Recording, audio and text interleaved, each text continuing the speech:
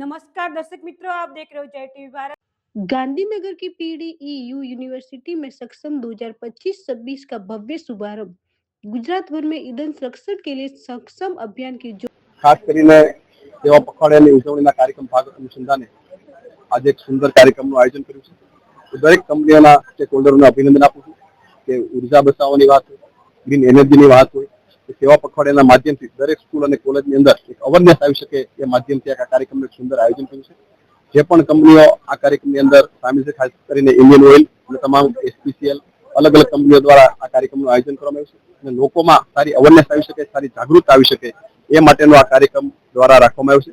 School અને કોલેજના માધ્યમથી સેવા પખવાડિયાના કાર્યક્રમ દ્વારા દરેક જગ્યાએ સારી રીતે ઉજવણી થઈ શકે એ પ્રકારના માધ્યમથી આ કાર્યક્રમનું આયોજન કરનાર તમામ ટીમને મારી હૃદયપૂર્વકની શુભકામના પાઠવું છું.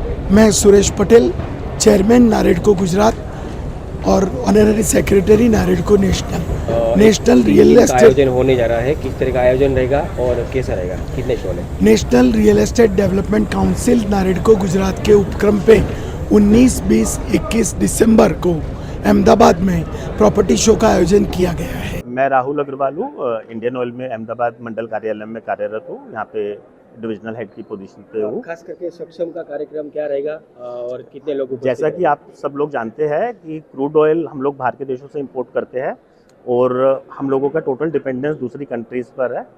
तो इस बात में कोई गुंजाइश नहीं है कि जितना हम तेल कम से कम देश में खपत करेंगे, अब क्योंकि रिक्वायरमेंट है, कम खपत तो नहीं होगा, लेकिन हाँ जितना हम लोग वेस्टेज करते हैं